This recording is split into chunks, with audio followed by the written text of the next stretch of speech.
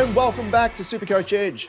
Well, the round 15 bye came with some huge scores. We had Darcy, of course, of the Sam variety, punching out a 144. Caleb Serong, praise be the Lord, as an owner, finally has been cracking his ceiling scores a bit more regularly with a 149.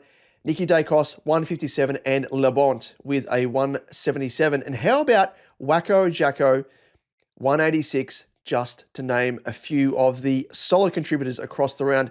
Whether you benefited from those high-scoring players or potentially fell short, the good news is the end of the buys is just on the horizon following this coming round. Huzzah! It really is a very, very good time of the season, as we know. But before we get stuck into today's episode, of course, if you're not following us across our socials, you can do so via YouTube, of course. Just simply search SuperCoach Edge. And don't forget, of course, to give us a like, subscribe, and hit the notification bell as well to be notified of when our content does drop. On Twitter, of course, at SuperCoach_Edge. You can find myself at DamoJ88, and you can find Liam at LiamEvans_95. Facebook, Insta, TikTok, just search SuperCoach Edge, and you will find us there. Now, let's kick things off with a brief look at how both Liam and I fared for round 15. And then, of course, update who was victorious in our in-season head-to-head. For round 15, I scored a whopping 2,314. And it really was an incredible round for myself. Almost halved my rank, climbing 4,711 spots to now sit at a season-high 5,992nd overall. As I mentioned at the top of the episode, I was very lucky enough to own a number of those players that went large, including Jackson's 186, Bont 177, Daicos 157, Serong 149, McRae 131, Butters 130, Caldwell 125, Mills 121, Clark 119, Holmes 110, I'm almost done, Zorko 105, and Sheasel with a 103. So that was 12 of my best 18 tonning up. So it was absolutely crazy. And finally, it's one of those rounds where I've been calling for my primos to pop off on the exact same week. And finally it happened. And it just goes to show you've got to have a little bit of faith in your lineup and constructing it as you go with those primos that you bring into your team. And it was awfully frustrating because there were so many weeks there where it was, a handful of primos just falling short, and it looks as though it's finally hitting its straps, my team. So hopefully it can continue and I can continue climbing the ranks. But it also came off the back of some shrewd trading this big scoring round because I lost patience with Rowan Marshall. I did not holler for a Marshall. I hollered for him to get out of my team and decided to upgrade him to Jackson. And I just figured that given the favourable matchup, facing the debutant in Vicentini against Essendon, and the fact that Trek/Hodor Darcy, as we like to call him, once again looks cooked after needing a rest after 2 games. I just figured both short term, it was an instant payoff, but also longer term as well.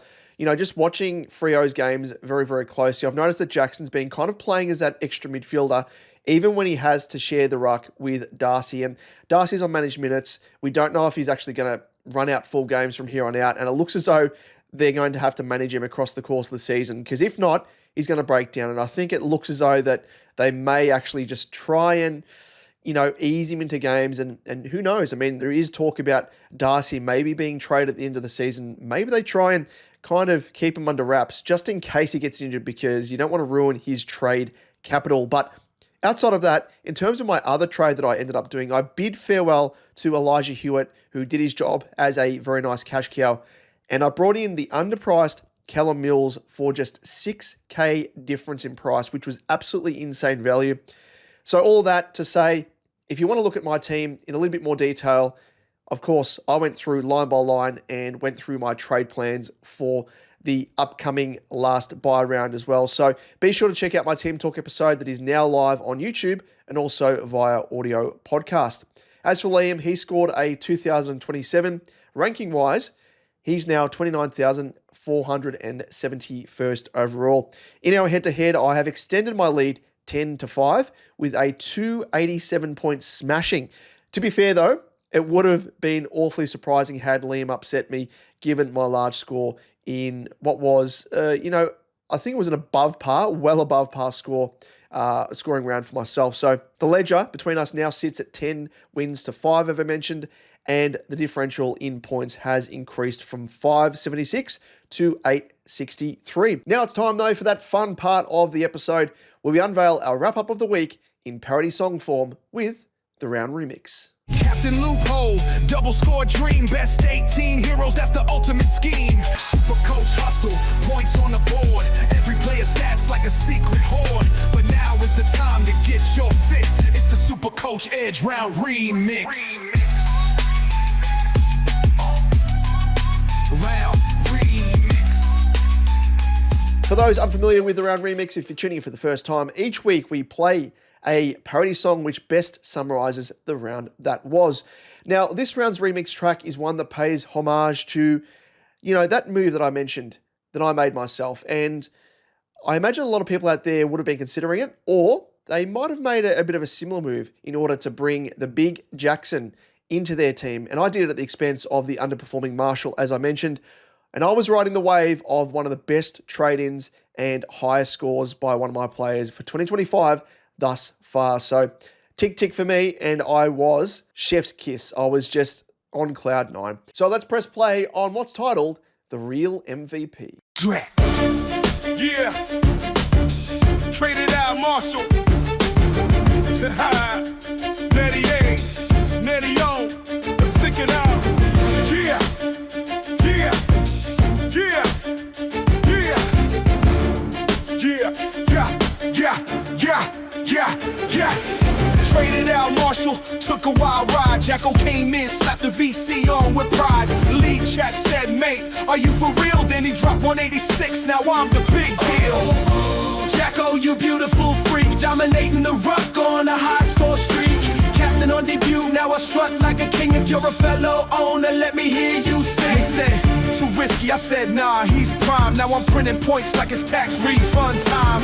Climbing the ranks, that's the dream. Jacko's the MVP of my SuperCoach team. Jacko, you glorious unit. And with Shrek Darcy out, there was nothing to it. Scored 1 billion points with the captain score. And now as a new owner, I'm thirsty for more. Jacko, you beautiful freak, dominating the ruck on a high score streak. Captain on debut, now I strut like a king. If you're a fellow owner, let me hear you sing. Jacko, you beautiful freak, dominating the ruck on a high score streak. Captain on debut, now I strut like a king. If you're a fellow owner, let me hear you sing. See, I know you're at me, Matt Schnorber. I know you blood as you is. I know you blood as you is. Yeah.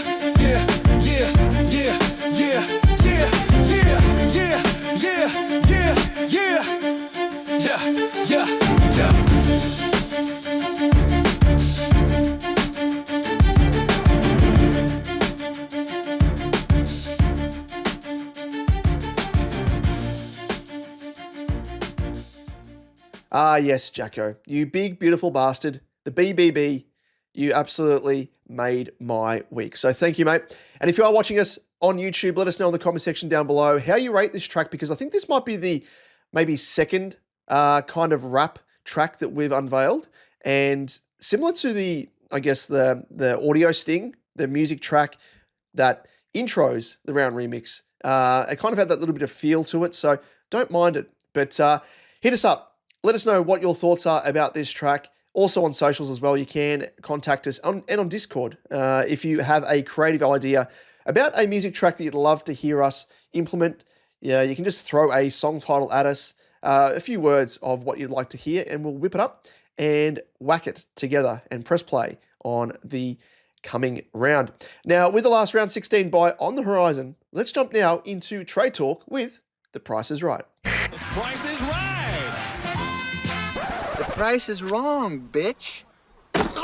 Now, first up, we usually go through the first category of You're Fired, but with no standard option to trade out this week, it is mainly, contingent upon your structure, whether you need to trade out players in the first place to help you field the best 18. Cash cows, have they actually peaked? Primos, are they at a very, very good price point that you can't ignore jumping on them, so on and so forth. So really, it's hard to sort of work out specific players that are must trade outs. So hence the reason we have shuffled all of them into the next category of In the Firing Line. So we will kick things off with the youngster from Essendon in Angus Clark. As a defender, 217.5k with a break-even of 34. Has the bye this round, unfortunately. But in terms of how he's been playing, well, he has pushed his cash generation over 100k on the weekend with a score of 65, having previously had a bit of a topsy-turvy run with scores with 97, 44, 71, and 29. Still has some cash in the bank to make as well, with about 50 to 70k increase roughly over the coming month if he can maintain a consistent average of 60. Now, consistency is the main word there because, as I mentioned, he's been topsy-turvy, and that does sort of halt the cash generation speed at which they make, cash, obviously. So in terms of job security, it looks as though he will stick around on the Dons side for this foreseeable future, you would think, due to the Dons injuries, and he has shown a little bit of promise as well. So could prove handy cover off the bench for the remainder of the season as well. But if you need a colour rookie to fund an upgrade, Clark may be one to look at as he heads into his bye. Now, we also have the other Dons youngster in Zach Johnson, midfielder, 221.4k with a break-even of 14. Of course, has the bye in round 16 as well. And similar to Clark, Johnson has pushed his cash generation over 100k on the weekend with a sizable increase of 41.7k for the round. Now, you'd think he would have scored massive off the back of that, but no, he had a very, very low break-even. And the disappointing thing he was only able to score a 32 on the weekend, despite his previous two games producing 84 across both. His break-even is lower than Clark's, but has just as much cash generation on the horizon if he can maintain his average of 62. Much like Clark, if you needed to desperately colour rookie, Johnson could be one, despite the potential for more money to be produced by this cash cow as well. So again, up to you at your point in the season, what your team looks like. Do you have any other rookies that are juicier at a better price point potentially that you can, cash out? Then look at that. Otherwise, people may be forced to, prematurely cull one of these two Essendon rookies. Next up, we have Shea Bolton, mid-forward with a price point of 455.4k and a break-even of 125. Now, really, I'm going to say it was a surprise to no one because I was one of those people that faded him, and I've expected this to happen, but he has returned to his topsy-turvy scoring since he scored his 114 to 150 back in rounds 9 and 10, after which many new owners have been treated to scores of 73, 100, 78, and 65. Now, he has all but lost the 55k that he made in recent weeks, but looks like an ideal candidate to jump off with his 125 break even, unless, of course, he has one of those breakout ceiling games. Now, Sam Darcy is one candidate to look at very, very close because he's only 4k more expensive, so presents as an ideal swap without having to dip too much into your funds. So love that move. If you don't have Darcy, you got Shea Bolton. I reckon that is almost a gimme, a layup, as it were. Moving on now to Isaac Kako, mid-forward, 230k with a break-even of 28, which in respect to him is probably, almost an equivalent of a 90 break-even. Has the bye, of course, in round 16, and as Kako heads into his bye, I think if you still somehow own what I'm going to call the slowest cash generator in probably SuperCoach history, it's probably a good time to hit that cash out button and bring in someone who will play in your best 18 and also give yourself valuable money to fund an upgrade. So just keep that in mind. I think, he's not really going to provide you much cover off the bench. If someone's out for a week or two through suspension injury on the run home, you can't really fall back on the reliability of Kako because his scoring potential is just non-existent. So if you still got him, I think it's just a great time. Jump off him. He's on the bye and bring someone in that's going to actually play this round and hopefully make you a little bit of money as well if it is a cash cow that you're trading him to. Now, we're going to round things out with a bit of a controversial one here, and it is Lachie Neale, midfielder, 521.7k with a break-even of 132, and of course, heads into his round 16 bye. Now, it may seem strange to throw Neale's name up, but his recent form has been downright ordinary, with scores of 89, 92, 103, and 72 in his past 4 games, which has seen him drop 50k over that time. Most concerningly, he now sits as the 14th best mid ranking-wise and not looking like a top 8 midfielder. So we're kind of at that point in the season now where a lot of us are filling out our teams and finalising things with a full primo side, give or take maybe, 1 or 2 players. But I think after this, we're kind of looking at, correction trades and whatnot. Are specific players going to be among the top line scorers in their specific line?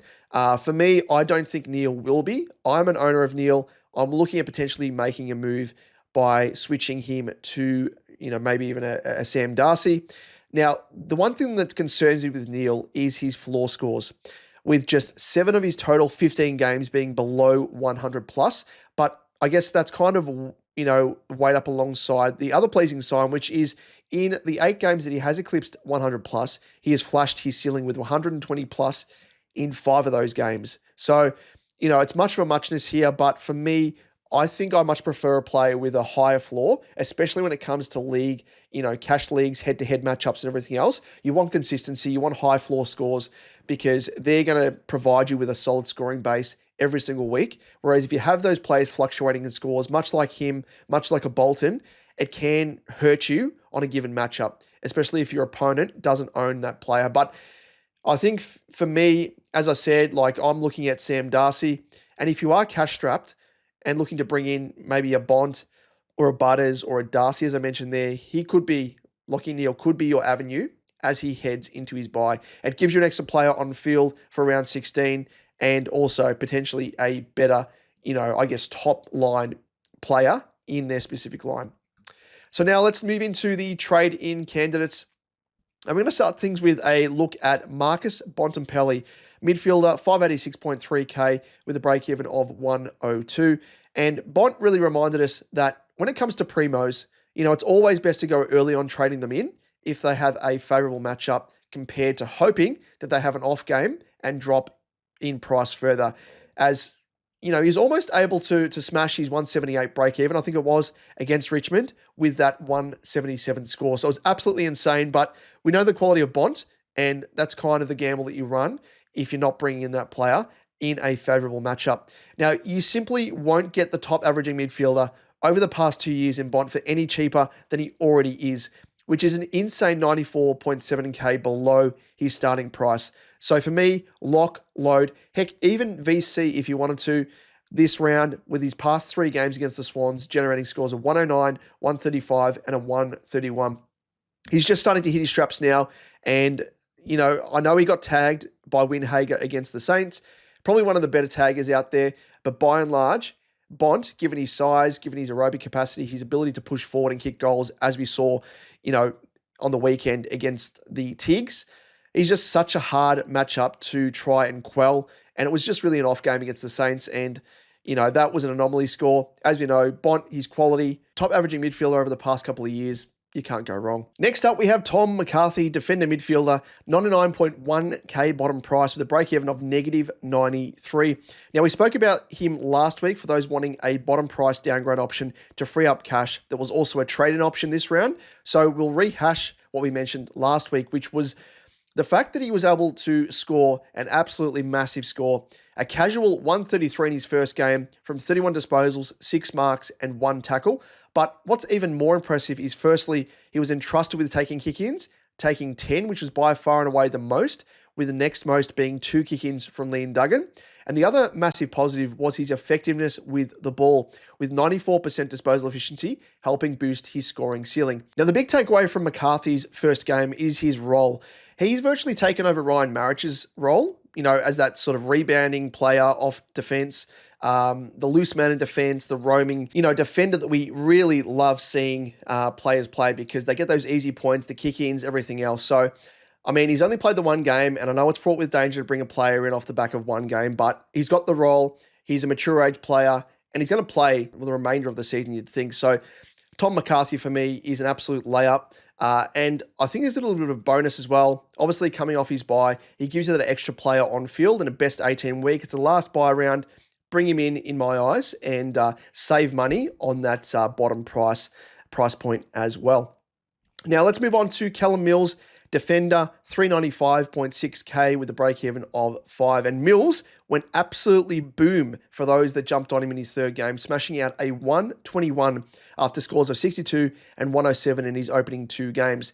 Mills has largely been played off halfback and drifted along the wing and through the middle as well, and has had 7 kick-ins across his 3 games.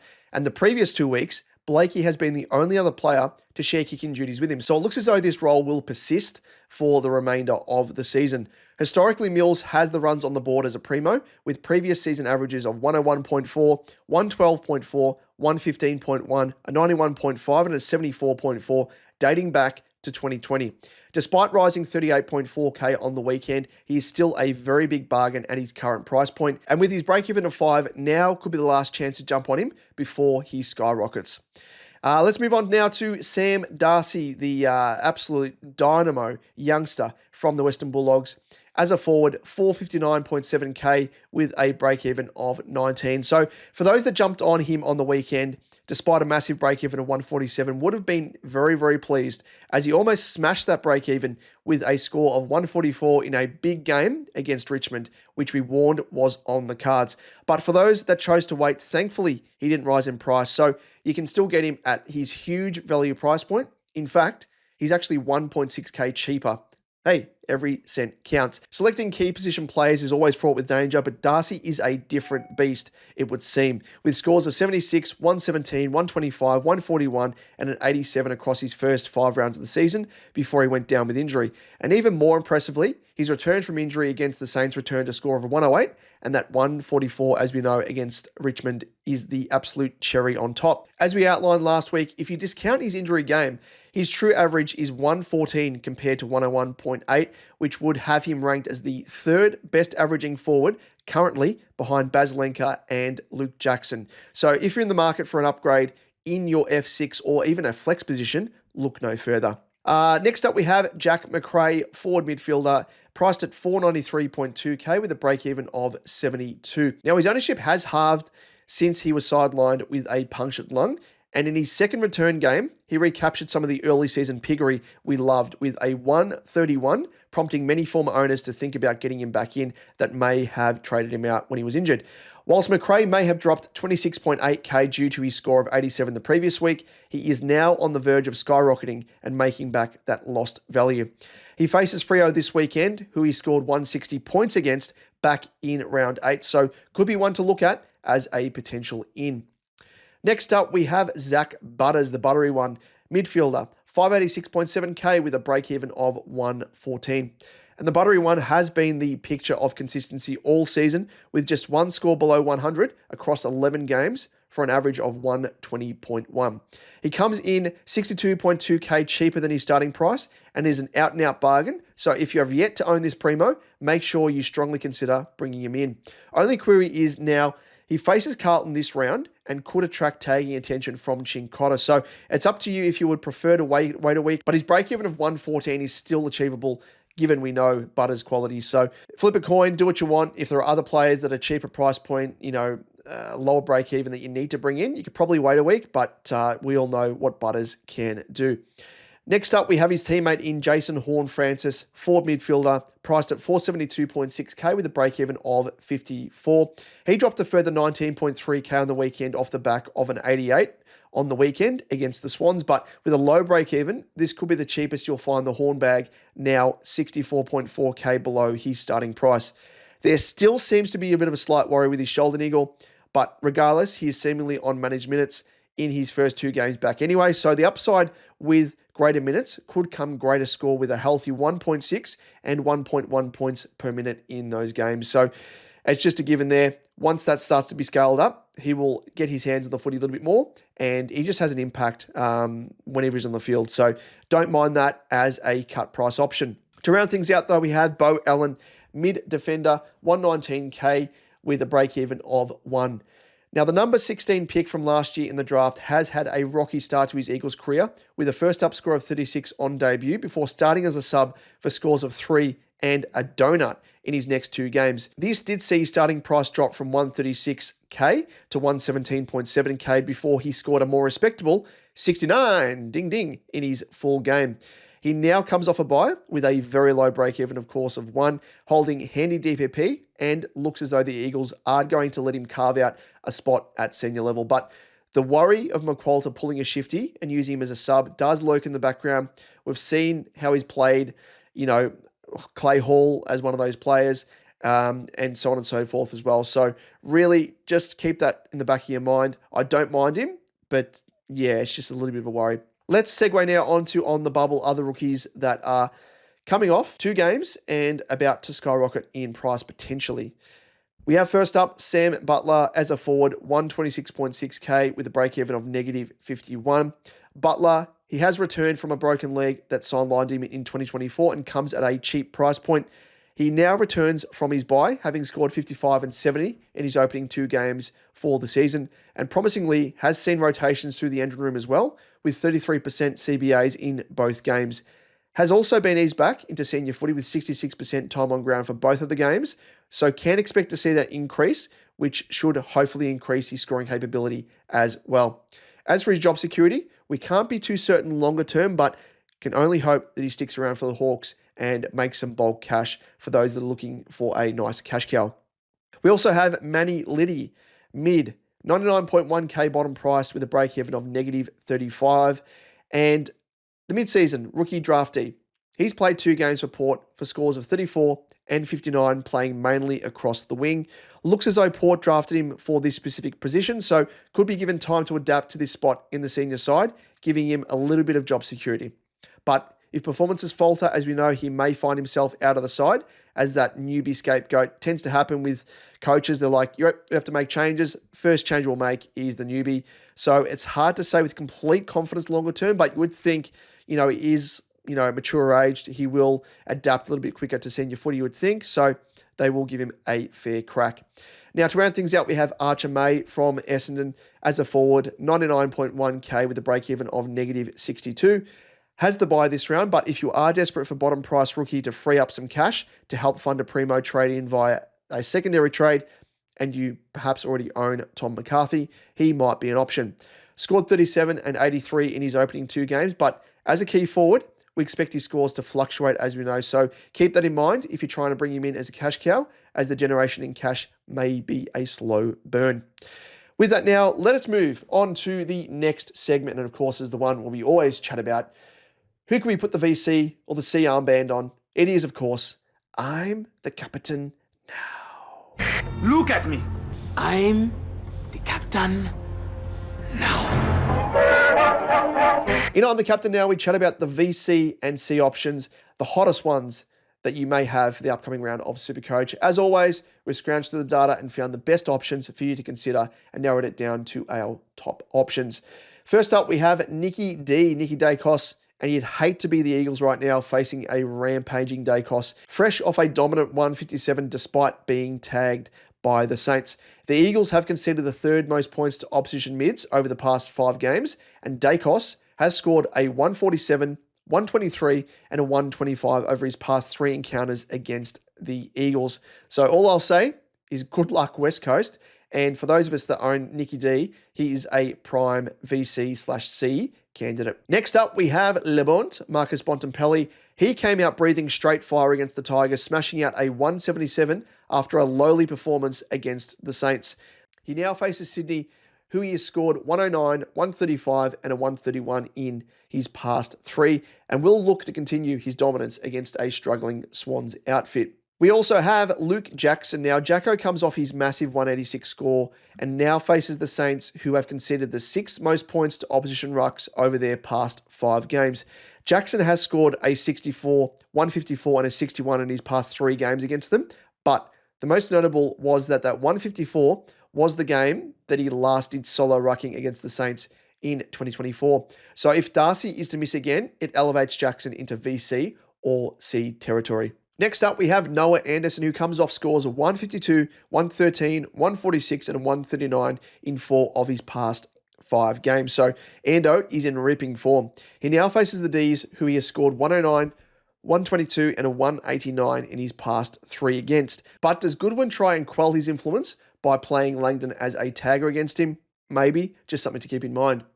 Rounding things out now, we have Jordan Dawson, and he has a very, very nice matchup with Richmond, who concede the 2nd most points to opposition mids over their past 5 games. And whilst Dawson has scored 117, 110, and 101 in his last 3 against them, we just saw what Bont did to them. He did an absolute number, so perhaps Dawson does likewise.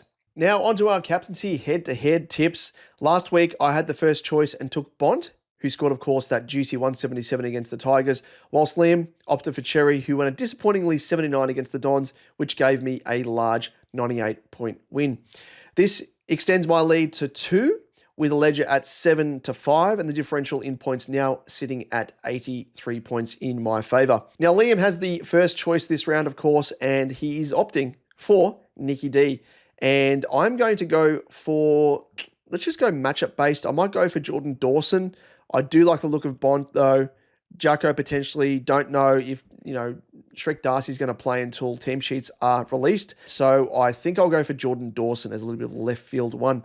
So I'm locking in Dawson, and Liam is locking in Nicky D.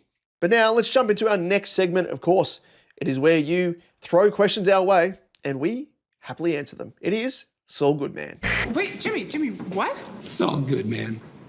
Now, we have one big question that was sent through to us, and we felt as though it's kind of a blanket question because we're at that point in the season now where we're trying to make the final upgrades to our teams, heading out of the buys.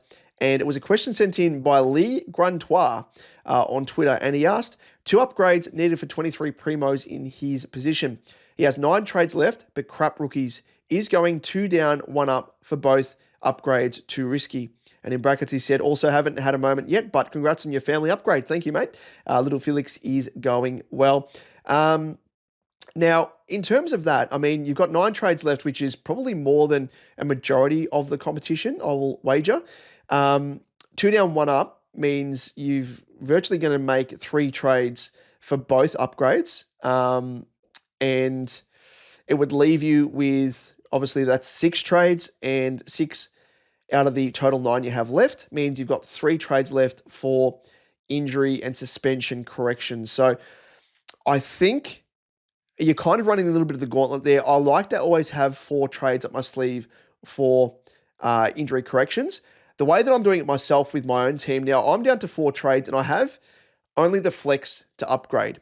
But the way I'm going to do it is play McCarthy in the flex and hold out as long as I can before I make my final flex upgrade later in the season, just to sort of account for any injuries that may pop up. You'd hate to be using a trade and then come the end of the season or towards the end, you have someone out for 1 to 2 weeks that you can't cover with any bench cover that you may or may not have, and you're having to gobble a donut. So I think in your case, depending on your bench cover, you could probably get away with it with 3 trades remaining for injuries and, suspensions, all the, stuff that we want to be using trades for that are longer term. So I think, you're probably right on the edge there.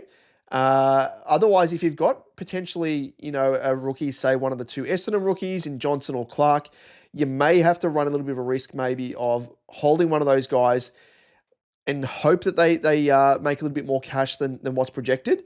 And you might be able to get away with it, potentially have, 1 down, 1 up type scenario. But yeah, it's kind of hard at this point of the season. As you said, you've got crap rookies. Other people may have crap rookies as well. So the only avenue to get that primo is by going 2 down, 1 up. So I don't mind it. I wouldn't go any less than 3 trades, that's for sure, for injury trades remaining. So in your case, I don't mind it. Mate. You could always do the strategy that I'm using in terms of, use 2 down, 1 up to make your second last upgrade. And then before you make your final upgrade, maybe just hold off for a couple of weeks. At this point of the season, we've got, how many rounds to go? It's round 16. So we've got like 9 rounds to go. It's a little bit of a worry to have, limited trades at this point in the season because you can be hit really hard. And I can guarantee it will happen because every single season at the back end, at least in the last month of the season, injuries hit, players are being rested. Even teams that don't make finals, they put players into, early season, surgeries and all that sort of stuff to correct any injuries that may be lingering.